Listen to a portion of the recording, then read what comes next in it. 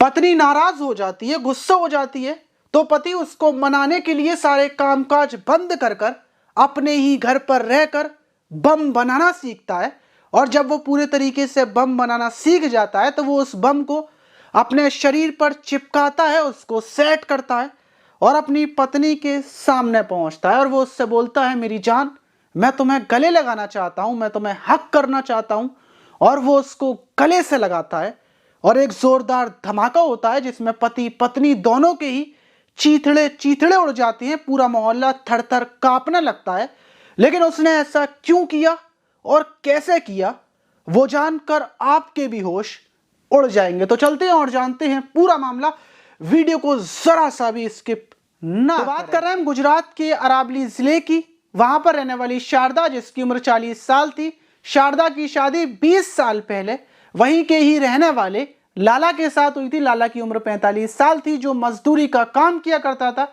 शारदा के एक 20 साल का बेटा भी था, लेकिन शादी के बाद से ही लाला और शारदा के बीच कभी बनी नहीं।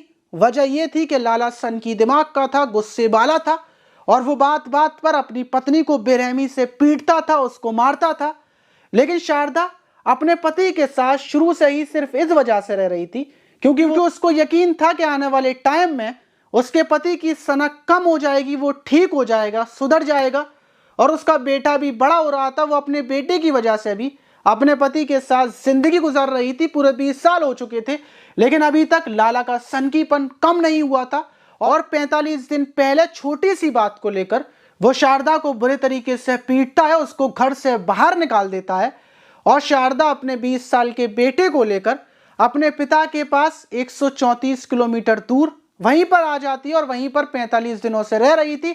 लेकिन लाला उसके पास बराबर फोन कर रहा था, वो उससे बोल रहा था कि तुम वापस आ जाओ, यहीं पर रह लेना, सारी लड़ाई झगड़ा खत्म करते हैं, सुलह कर लेते हैं, मैं तुम्हारे ऊपर गुस्सा नहीं करूंगा। शारदा वापस जाने को तैयार नहीं थी क्योंकि उस पता थी कि उसका पति सनकी है, थोड़ी देर में बहुत ज्यादा गुस्सा करता है, थोड़ी देर बाद नॉर्मल हो जाता है। लेकिन इस बार शारदा ने फैसला कर लिया था कि वो वापस नहीं जाएगी और शारदा के भाई ने भी थाने में जाकर लाला के खिलाफ कंप्लेन दर्ज करवा दी थी कि उसका पति उसको शारीरिक और मानसिक दोनों ही तकलीफें देता है। शारदा वापस नहीं जाएगी, पुलिस लाला के खिलाफ एक्शन ले। बस यही सब कुछ चल रहा था कि अचानक से लाला का फोन आता है और वो शारदा से बोलता है कि मैं तुम्हारे पिता के घर आ रहा हूं, मुझे तुमसे मिलना है, मैं सिर्फ तुम्हें हक करना चाहता हूं, एक बार तुमसे मिलना चाहता हूं, उसके बाद तुम आजाद हो, मैं तुम्हें परेशान नहीं करूंगा, तुम्हारी जिंदगी से चला जाऊंगा, लेकिन सिर्फ और सिर्फ एक बार मुझे गले लगाना है। और शारदा मान जाती है, वो अपने पिता को बताती है कि उसका पति आ रहा है, लेकिन वो बाहर दरवाजे से ही उसको लौटा देगी क्योंकि इतनी दूर से 134 किलोमीटर दूर से उसका पति आ रहा है, हो सकता है कुछ ना कुछ बात हो। और मंडे की दोपहर को लाला शारदा के दरवाजे पर आता है। शारदा दरवाजे पर आती है, उसके सामने आकर खड़ी होती है। बस लाला जाता है, शारदा को गले से लगाता है और एक धमाका होता है जिसकी आवाज सुनकर मोहल्ले के लोग कपकपा जाते हैं और धमाके की तरफ आगे बढ़ते हैं तो देखते हैं कि दोनों के चीथड़े उड़े हुए हैं।